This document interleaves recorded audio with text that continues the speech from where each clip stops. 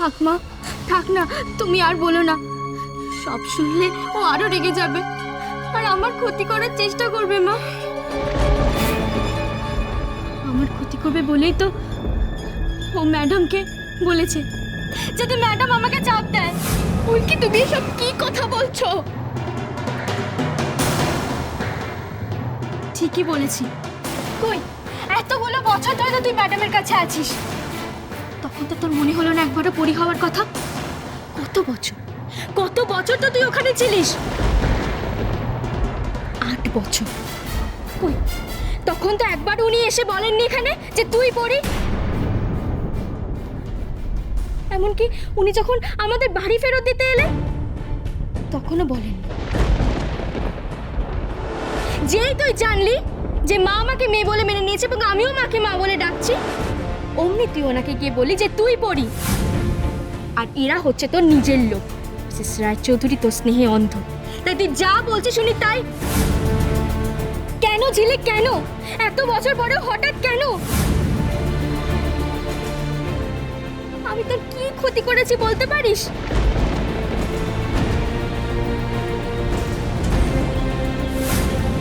আমি বলেছিলাম না পিসিমণি,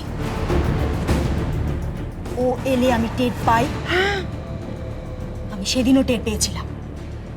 ও সেদিন এসছিল।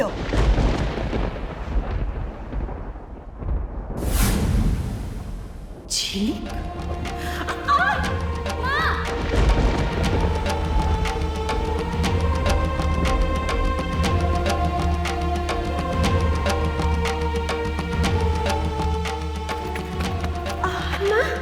এবার বুঝেছি সেদিন থেকে ও ফুলকির ক্ষতি করার জন্য তককে তককে আছে।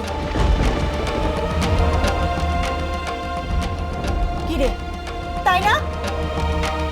তাই আমি ভাবছিলাম ও কি করে জানলো যে আমি তোমাকে মা বলে ডাকছি। এখন বুঝলাম। আর ঝিলিক, আমি মা বলে ডাকি বলে তুই এত রেগে গেলি? কিন্তু সেদিন যখন মা তোর সামনে পড়ে গেল, কই তুই তো একবারের জন্য মায়ের সামনে এলি না?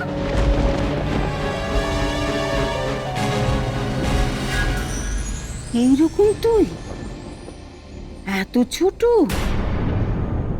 আমাদের বাড়ির মেয়ে এইরকম হয় না, তাদের মন এরম হতে পারে না। তুই কি করে পরি হবি রে? হিংসুটে হিংসুটে বৌদি গো, একেই তো হিংসুটে বলে নাকি? বলো। দেখ ঝিলিক, ফুলকিকে শুধু মেজ বৌমা মেয়ে বলে মেনে নেয়নি, আমরাও ওকে নাতনি বলে মেনে নিয়েছি। তার কারণও আছে। ও আমাদের সেইভাবেই শ্রদ্ধা করে, আমাদের কথা ভাবে। আমাদের কথা ভেবেই ও বাইরে চাকরি করতে বেরিয়েছে। আমি জানি দাদু, সেই চাকরিটা আমার আর থাকবে না। ও গিয়ে ম্যাডামকে জানাবে আর ম্যাডাম অমনি আমার চাকরিটা কেড়ে নেবে। করিস না করিস না, আমি তো বললাম করিস না ওই চাকরি। আর ওই চাকরিটা করছিস বলেই তো ওই সত্যিবাদী যুধিষ্ঠির তোর উপর এত বড় একটা চাপ দিতে পারলো। চাকরি তো ও নিজের ইচ্ছায় করেনি পিসিমণি। চাকরি করেছিল মিসেস রায়চৌধুরীর খুশির জন্য, ওনার ভালোর জন্য। যে মিসেস রায়চৌধুরীকে এই ঝিলিক অসুস্থ করেছে, পাগল করেছে, সেই মিসেস রায়চৌধুরীর ভালোর জন্য ফুলকি তাকে খুশি করার জন্য সেখানে চাকরি নিয়েছিল। দেখ ঝিলিক, এই হচ্ছে আমার মেয়ে, আমার মেয়ে,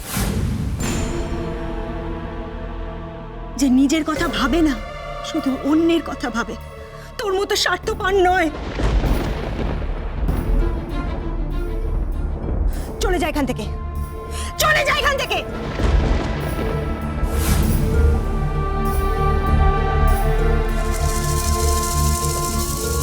আর কোনোদিন আমাদের সামনে আসিস না।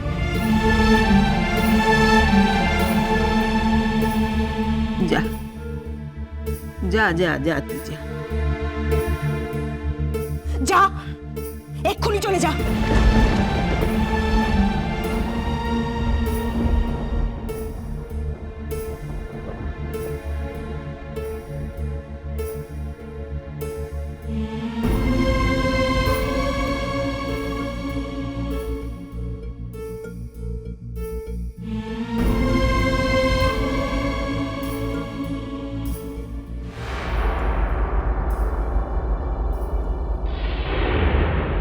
আমি একটু আসছি। আরে তুই আবার কোথায় যাচ্ছিস সে ফুলকি? একটা জরুরি কথা বলা হলো না ওকে। আমি তোকে চিনি, ও নিশ্চয়ই মিসেস রায়চৌধুরীকে গিয়ে বাড়ি বাড়িয়ে বলবে। বাবা মা, তাতে কি হলোটা কি? তোর চাকরিটা যাবে তাই তো? তো যা যা যা। আমি আমার চাকরির কথা ভাবছি না পিসি ঠাম্মা, আমি ম্যাডামের কথা ভাবছি। মা কেন মিথ্যা কথা বললো বলো? যাতে ম্যাডাম ভালো হয়ে যায় তো। এখন যদি ম্যাডামের ক্ষতি হয় তাহলে ঝিলিকি পড়ে মারে মিথ্যে বলাটা যে মিথ্যা হয়ে যাবে। ও কি আর তোর কথা শুনবে? দরকার হলে আমি ওর পায়ে পড়ব। আমাদের জন্য মিসেস রায়চৌধুরীর কোনো ক্ষতি হতে আমি দেব না। এই মিথ্যেটা বলতে গিয়ে মা যে কষ্ট পেল, তার তো একটা দাম আছে বলো ঠাম্মা। মার কষ্টটা কি বিফলে যাবে বলো? কত বড়, কত কত কত বড় মন, হ্যাঁ বল বৌদি গো। যা তবে তাড়াতাড়ি করে একবার যা, গিয়ে দেখ।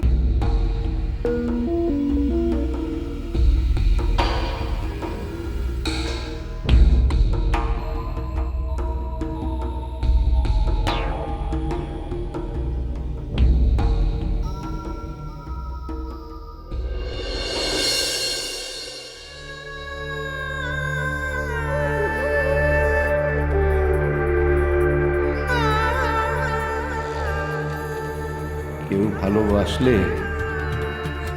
সেই ভালোবাসার সুযোগ কখনো নিস না।